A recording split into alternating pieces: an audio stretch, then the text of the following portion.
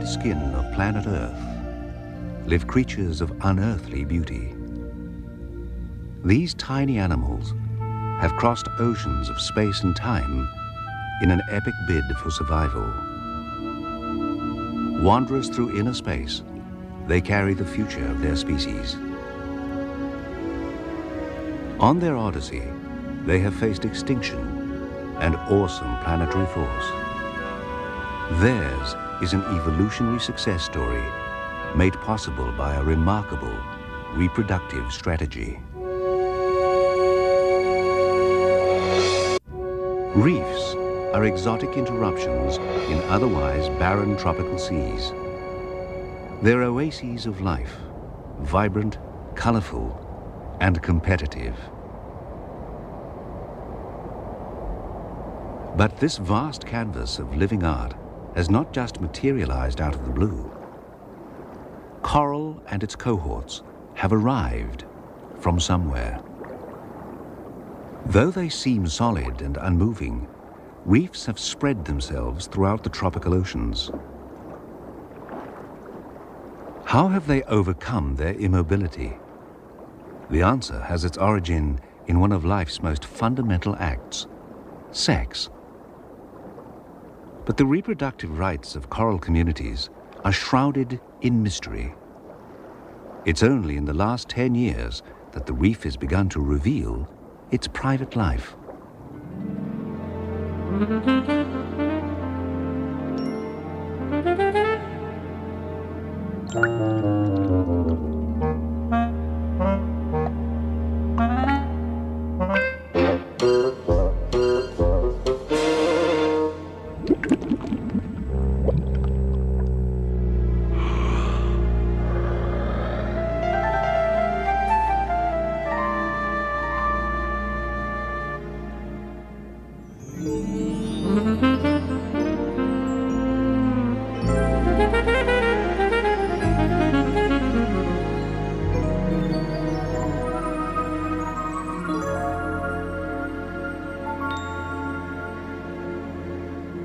For animals, sex is a fact of life. But for the rocks of the reef, a sex life would seem out of the question. But corals are not rocks. They're colonies of tiny animals. Only the outer surface of these colonies is alive, a living skin populated by polyps. Their structure is simple, a tube with a mouth surrounded by stinging tentacles. These tiny animals, a few millimeters across, build reefs. The beauty of the individual rivals that of the colony as a whole.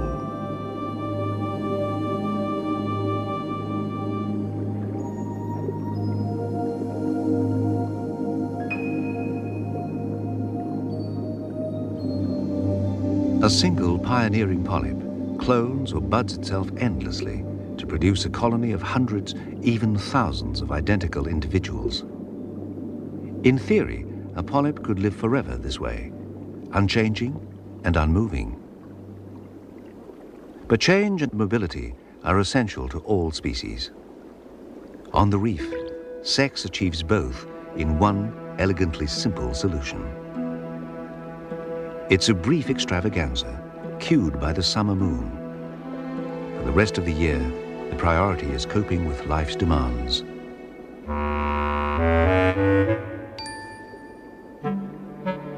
Inside the reef's barrier, garden eels vie for tasty morsels.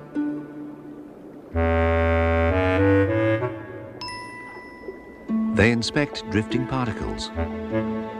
Some are food, some just broken parts of other reef creatures. But in the quiet lagoon, every particle is inspected by somebody.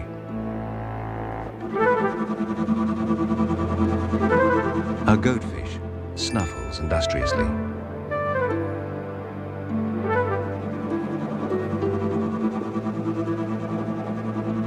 Within a self-made sandstorm, it feasts on small worms and mollusks, which it locates using sensitive barbels.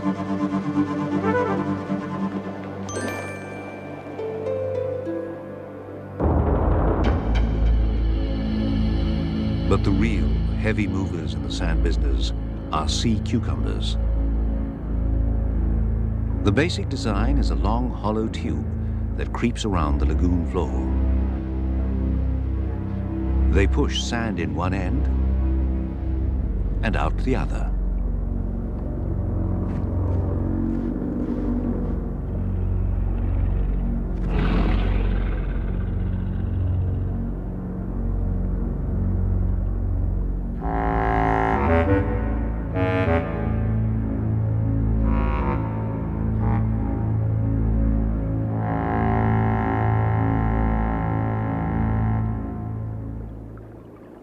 Some sea cucumbers mop the reef with sticky feet, passing edible particles into their mouths.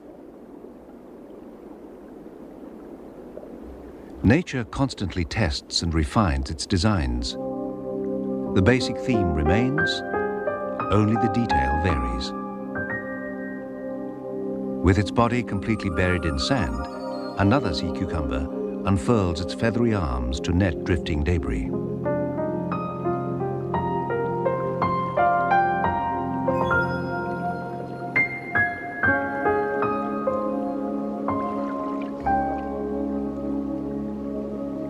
Every particle of sand in the lagoon was once part of the animals and plants that make up the reef. Sand production is aided by heavy-jawed grazers like the bumphead parrotfish.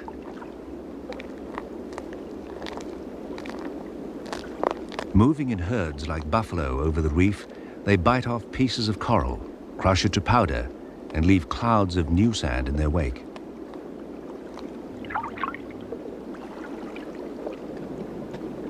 The reef supports an endless variety of grazers, scrapers, and biters. Many seem to bite a dead reef, but are actually cropping back a fuzz of algae that grows by day. The wastes of these schools of fishes act as fertilizer to the plants they crop. The waters surrounding the reef are poor in nutrients, so recycling of its limited resources is essential. It begins with the invisible haze of life called plankton. It continually showers the reef. Just as plankton gather nutrients from the ocean, fish like the spiny chromis gather plankton, so nutrients from the ocean are imported into the reef's economy.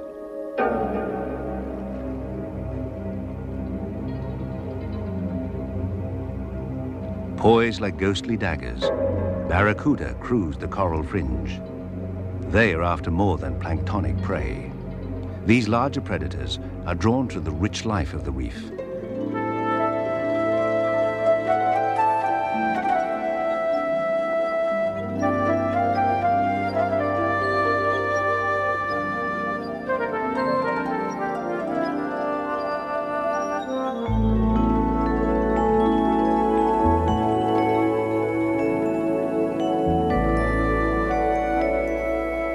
Compared to the impoverished oceans, the reef is a prosperous economy.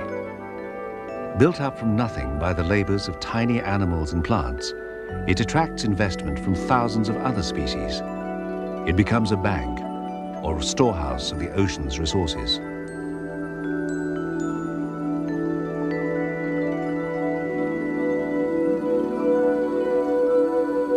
But some creatures are a storehouse in themselves. A sleek manta ray wings its way through the late afternoon. It owes its huge bulk and wingspan of 5 meters to the millions of minute plankton it sieves from tropical waters.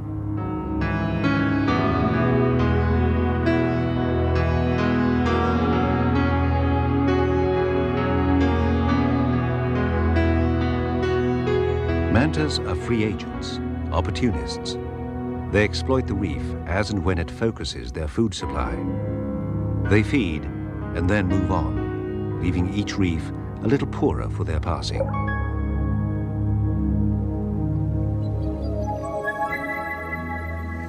The blubber jelly voyages at the whim of wind and tide, feeding on plankton as it drifts.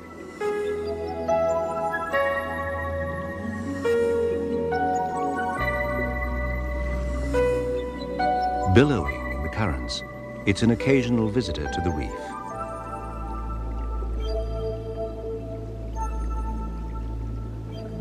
Like all jellyfish, it's a free-living relative of the unmoving corals on the reef below. Building on the skeletons of others, hard corals extract calcium from seawater. Tiny polyps toil in limestone to craft their biological works of art.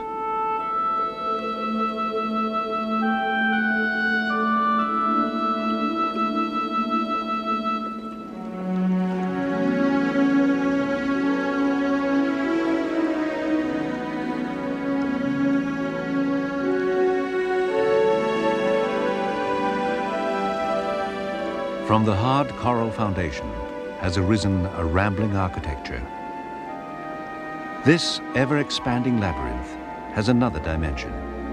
It creates living space for related corals.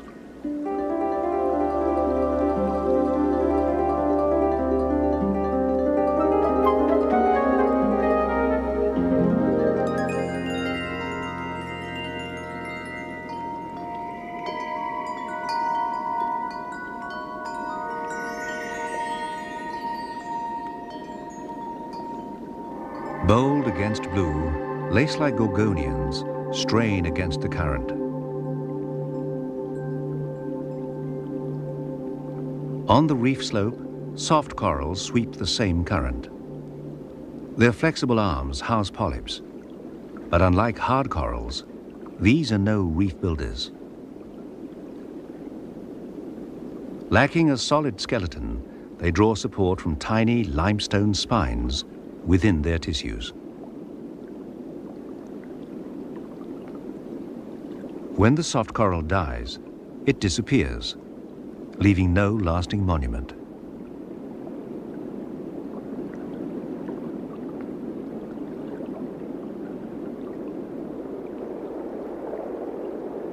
Reef plants appear to be just as ephemeral, but their role is fundamental.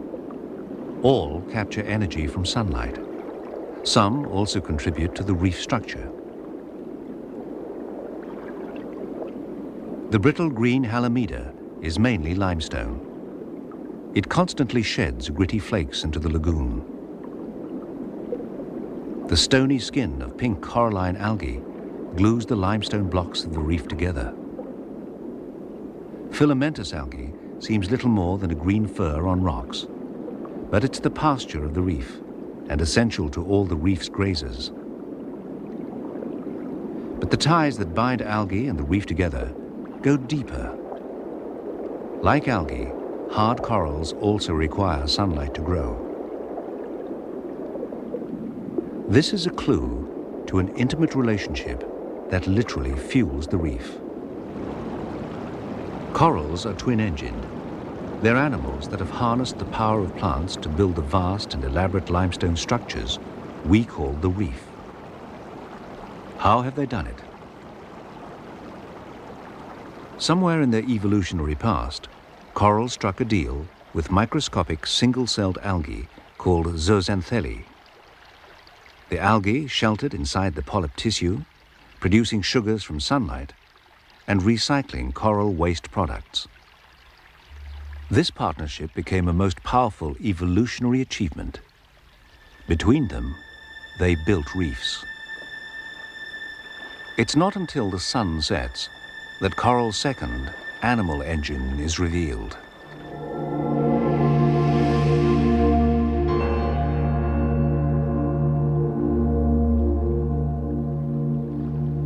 As darkness falls, plankton begins its nightly ascent into the waters surrounding the reef. From their stony lairs emerge the polyps. Wreathed with stinging tentacles, each polyp is poised to reap a grisly harvest.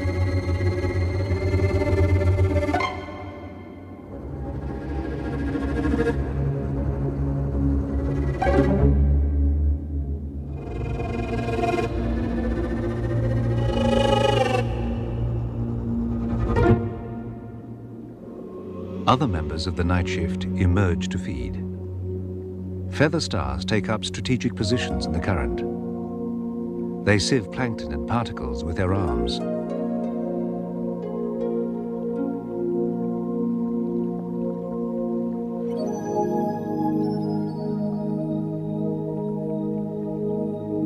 Slender prey, a formation of razorfish, expertly mimic the harp coral that hides their knife-like bodies.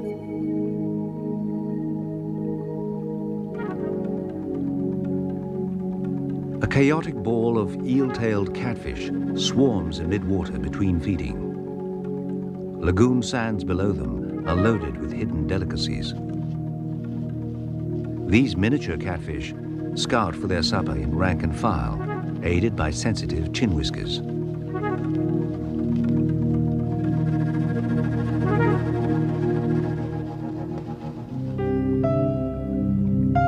Lagoon sediments provide dainty pickings for the feather-mouthed sea cucumber. Little more than an elastic tube filled with water, it delicately wipes each feathered finger across its mouth, collecting food along with the sand.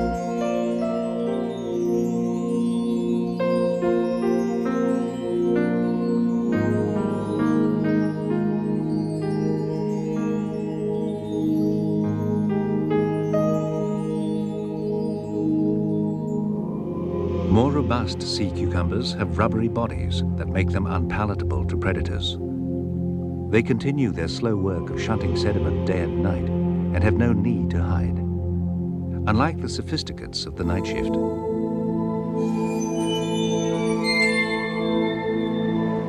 A hunter by night, an octopus is able to change both color and texture. Hiding and bluffing, this stealthy camouflage expert is both actor and magician.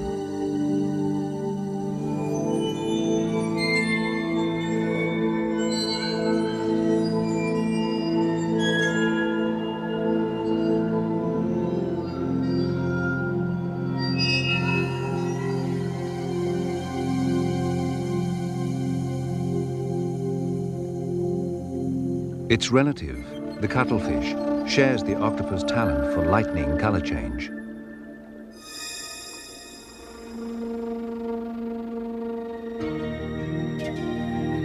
Shunning camouflage altogether, the flamboyant Spanish dancer flounces through the night. Its colorful costume is a signal to predators. Like other nudibranchs or sea slugs, the Spanish dancer looks much better than it tastes.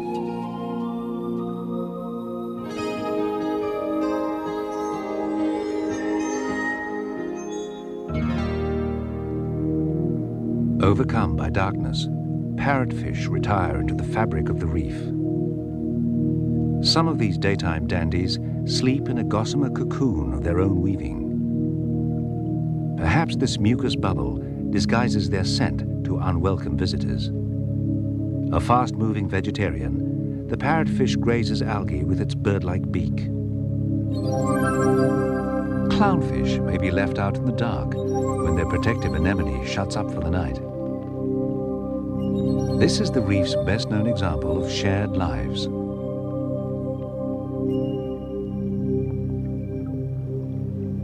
The reef is a multi-layered organization, and its inhabitants have perfected the art of living on and in each other.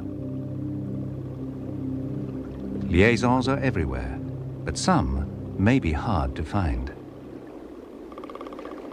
An ornamented anemone harbors color-coordinated shrimp. Competition for the reef's limited resources is tough. When citizens live together, there are winners and losers. The blood-sucking fish louse has a one-way relationship with its suffering host. Even corals are not exempt from exploitation by others. Down among the valleys of the polyps lies another world, a world that's never been seen.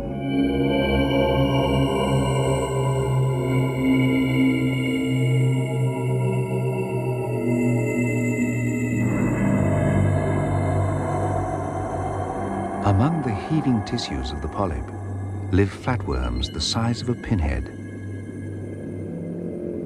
Living on the thin veneer of the coral's mucus, These tiny lodges appear to do no harm, gliding like magic carpets in a world of altered reality.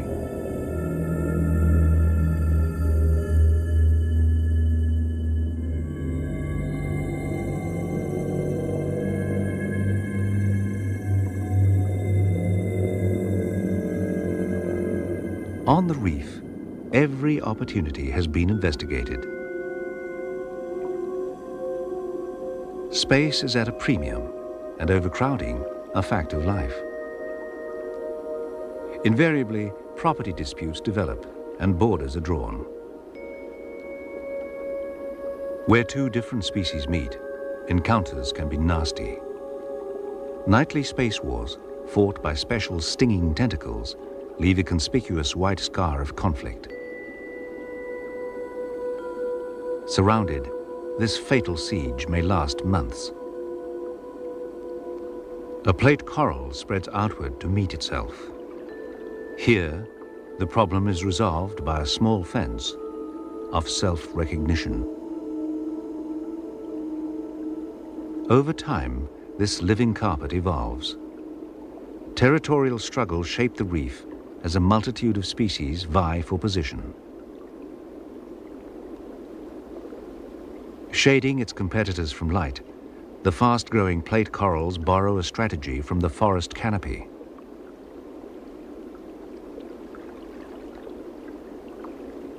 Other inhabitants can neither outgrow nor outsting their competitors. For sponges, chemical warfare is the way. Their tissues are loaded with toxins, a kind of natural anti-fouling that preserves their space. Just as space invaders are part of life, so too are space makers.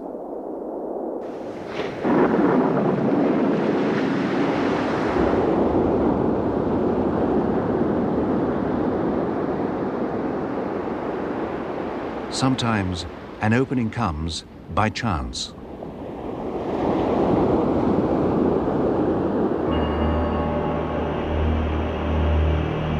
Storms and ocean swells damage the reef, tearing long-lived corals from their foundations.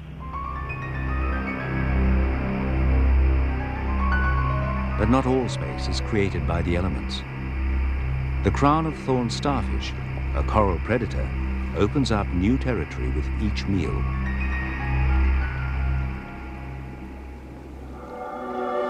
And new settlers are in ready supply. Out of the blue curtain of distance, the currents propel a sea full of eager immigrants, a multitude of microscopic larvae. This humble being, covered with beating hairs, is the beginning of a new coral. Equally disguised, a larval sea urchin is a long way from its final form. Even the giant clam begins life microscopically. All reef larvae are designed to voyage in the plankton. To become citizens of a reef, they will need to take on their adult form, but first, they must find a safe place to settle. Journeying day and night, they may stumble upon a reef, a sentinel in the dark sea. But their sanctuary is in fact a snare. Night has unmasked the reef. Poised and armed, it has become a waiting wall of mouths. The graceful gorgonian is now a web of death, its animal nature revealed.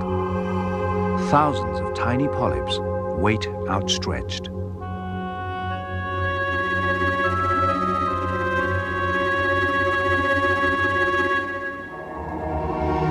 A feather star sways in the gathering storm. A million mouths wait in silence for the microscopic voyagers to blunder their way into outstretched arms.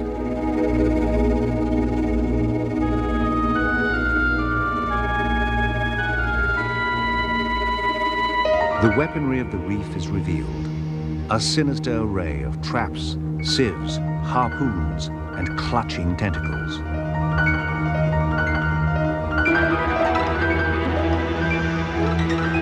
The methods may vary, but the final sentence will always be the same.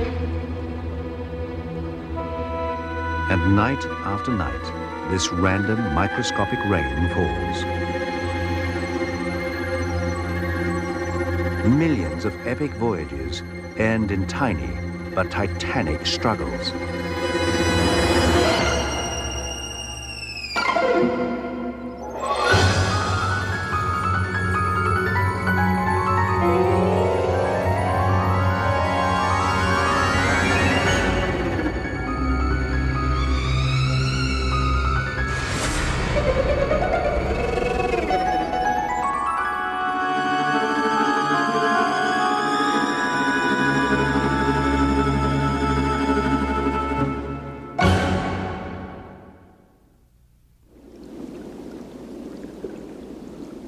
Despite huge losses, some larvae survive their perilous voyage and settle. They grow to become solid citizens of the reef, joining the wall of mouths and waging space wars with each other. This endless lottery of settlement and survival weaves a visual tapestry of species, color, pattern, and form.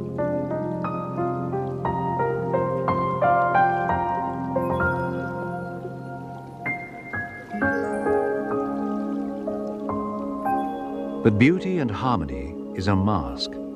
It hides chaos and competition. Reef society is shaped in a war zone of relentless conflict.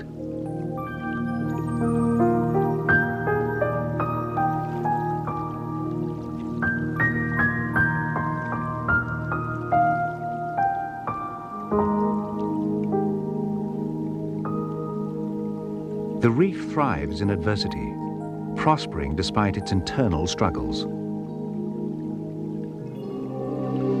But reefs have also endured struggles of planetary dimension over enormous geological time. Through the millennia, continents drift, climates change, sea levels rise and fall. As the world moves around them, coral reefs remain, as always, immobile. They seem at the mercy of geology, yet today's reefs have somehow survived 240 million years of global upheaval. Coral reefs rim continental shelves and cap volcanic seamounts throughout tropical oceans.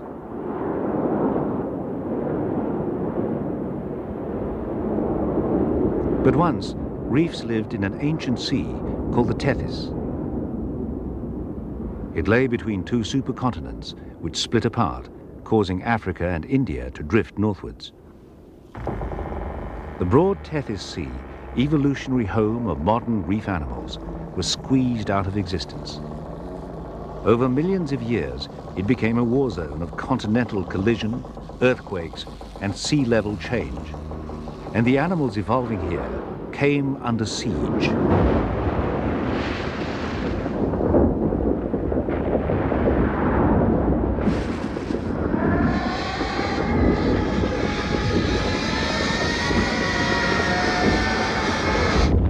Amidst these shunting continents, reef life had two choices: extinction or escape.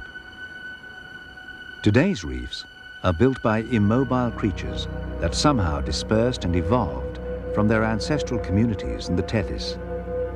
But to escape the ravages of geology, they had to play an evolutionary ace. This ace not only allowed them to move, but to change. It was sex. And every summer, the age-old ritual unfolds. Shoals of tiny fry appear with their parents, the spiny chromis. Their behavior is unusual among reef fish. They guard their growing offspring. A female cuttlefish holds an egg daintily in her tentacles. She chooses a nest with great care and places the fertile egg securely within.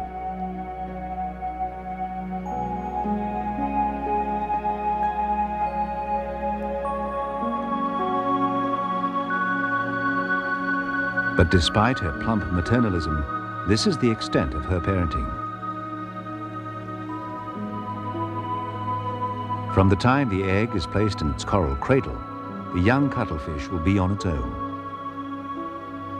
This careful handling of individual eggs requires more time and effort than most other reef dwellers invest.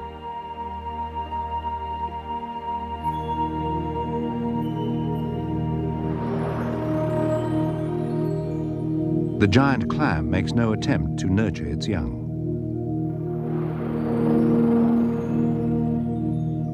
However, it does invest enormous energy producing and broadcasting many millions of eggs and sperm.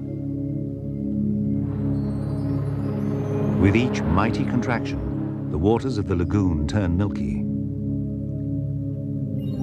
Fish dart closer, feasting on the seasonal delicacy.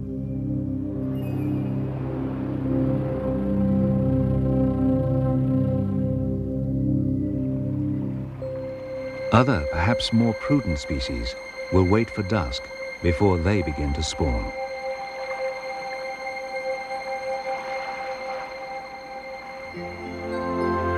The male coral trout emerges in sober courting colors. With his tail flagged black, he patrols his territory. Females are lying low on the reef, their swollen bellies heavy with eggs. Concealed in the watery twilight, they await the male's advances.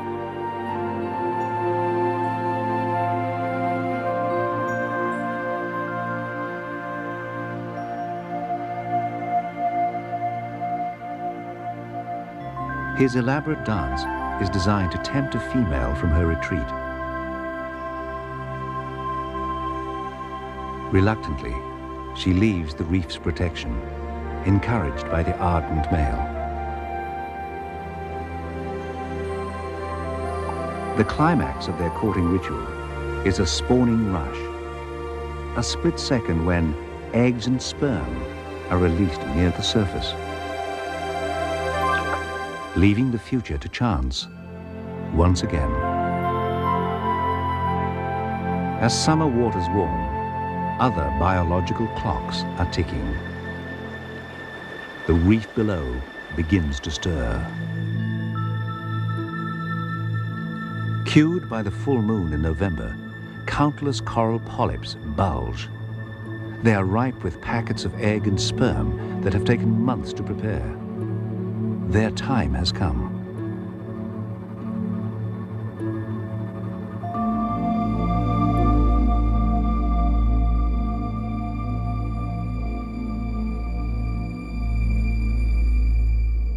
Others respond to an unseen urge. Crown-of-thorn starfish begin their slow creep to high points on the reef.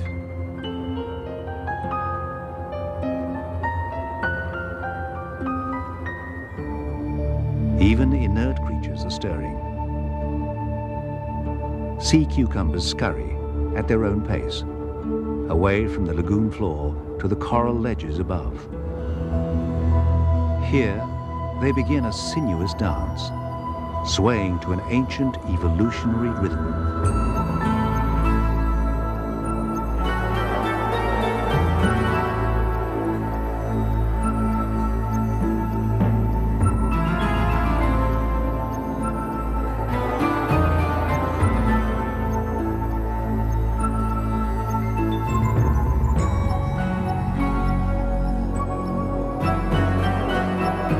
Even the fragile feathermouth rises to the occasion.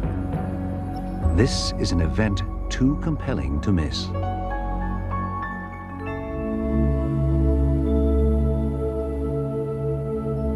From within the bulging polyp comes an answering movement, building to a slow spiral as each puts the finishing touches to its precious bundle of eggs and sperm. This living jewel is the coral's passport to mobility.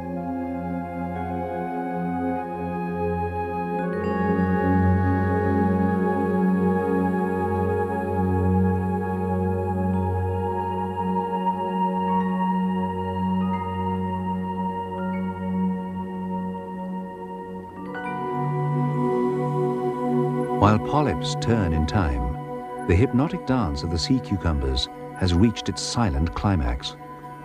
Males begin exuding sperm from tiny pores on their heads.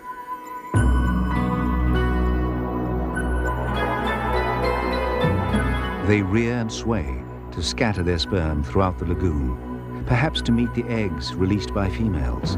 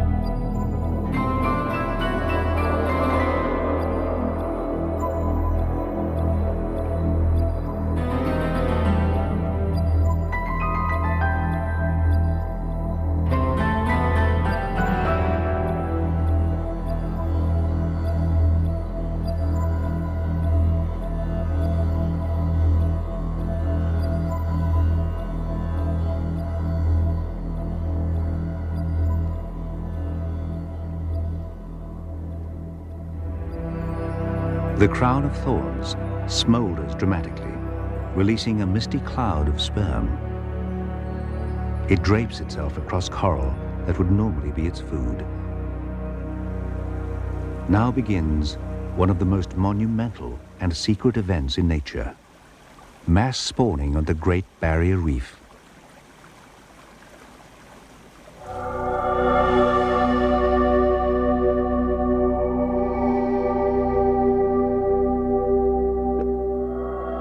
In unison, polyps pucker and propel their fragile spheres into space. Locked in limestone, they cannot move to mate. Instead, they reach out to each other with tiny, voyaging probes.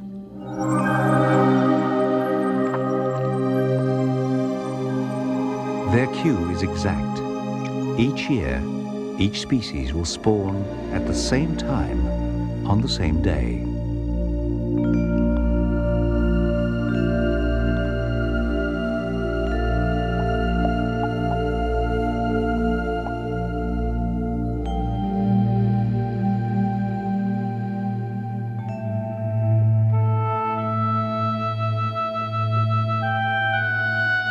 We are privileged to be spectators as the reef stages this unearthly performance.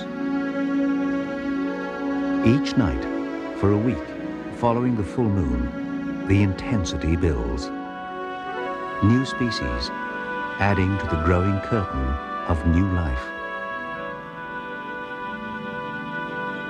Along 1,200 kilometers of the northeast coast of Australia, countless millions of polyps spawn in unison.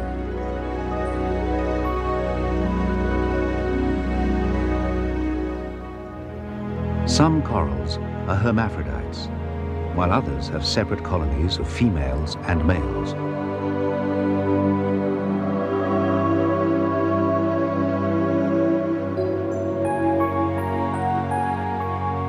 Whatever their sex, each has its own pace and style.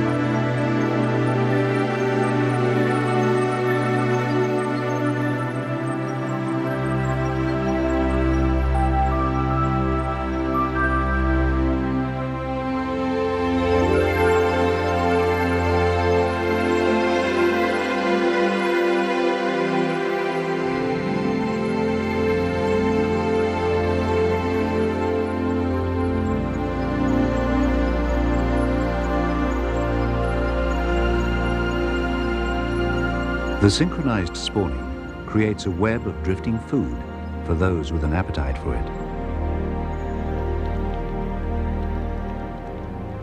A hermit crab picks off eggs as they emerge. But predators take only a fraction of the coral's output. Most passes unhindered into the sea. And still, the outpouring continues. For these few nights of the year, space wars seem insignificant. Adversaries are united by powerful ancient forces. The reef acts like a single organism, intent on securing its future.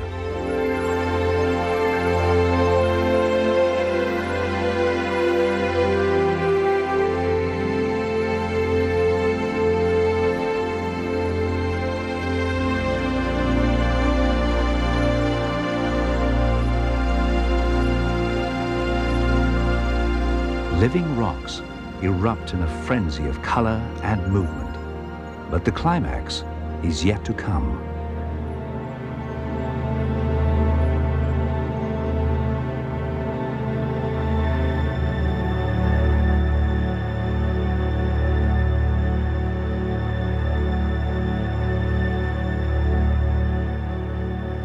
Six nights after the full moon, silent and unheralded, there is a kaleidoscopic finale.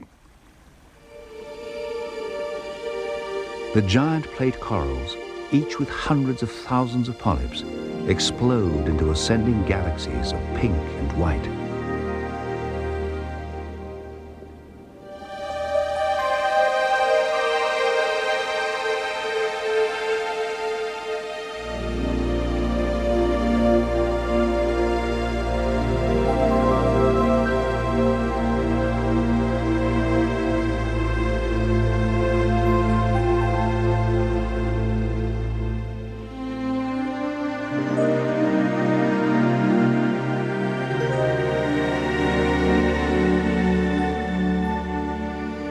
The sea is now a soup of colored eggs against the black depths.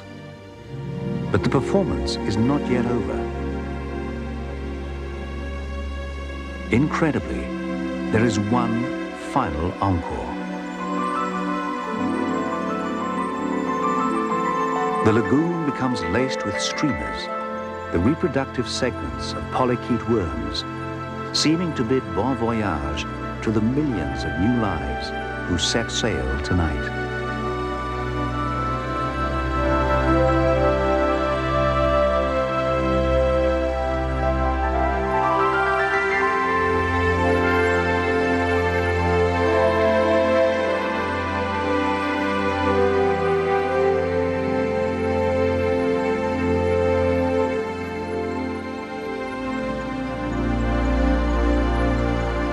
As the frenzy of release subsides, the tide plays its part in the completion of the night's magic. The moon stills the restless sea as egg and sperm bundles rise to the surface. Somehow, in this vast and chaotic scramble, the right egg and right sperm will meet, fertilize, and develop.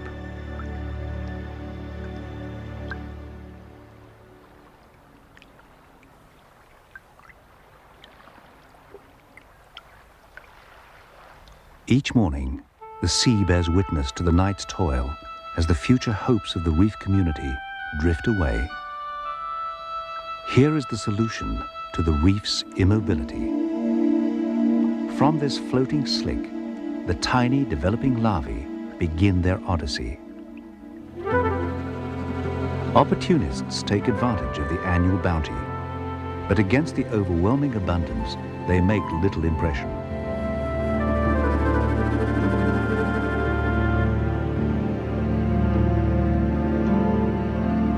However, in the vast ocean, this ribbon of new life will remain vulnerable.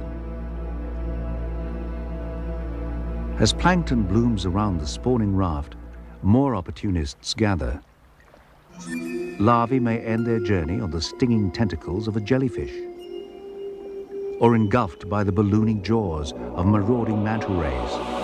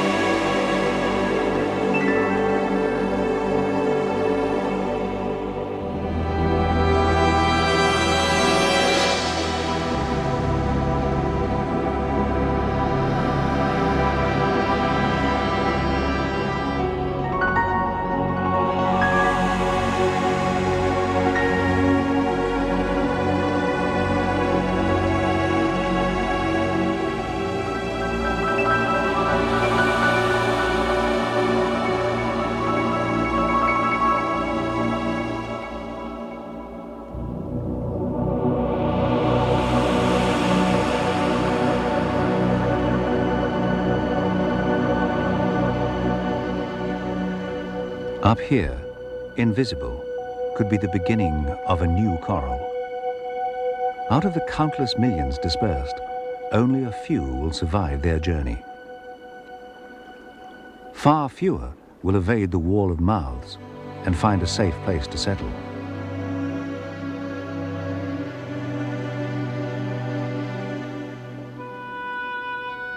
But despite incredible odds, the survival of just one coral larva is enough.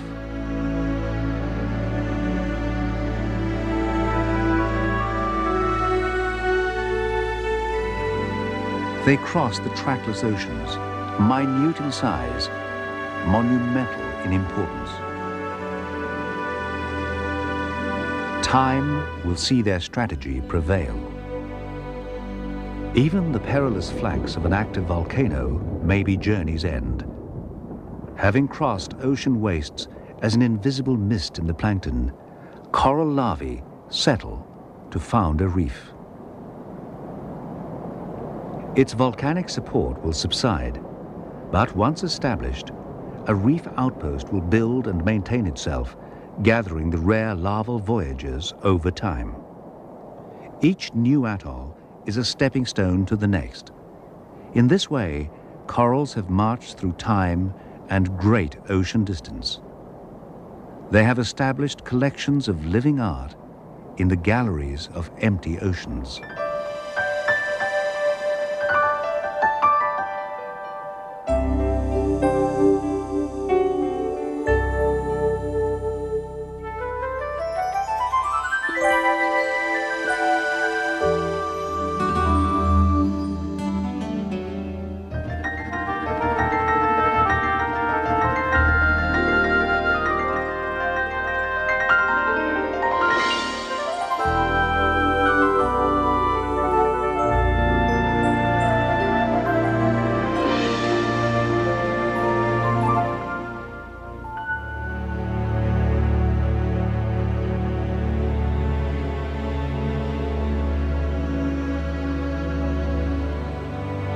Reefs are portrayed as fragile ecosystems with a delicate beauty. And yet, they're robust enough to have survived millions of years of fierce competition and planetary upheaval.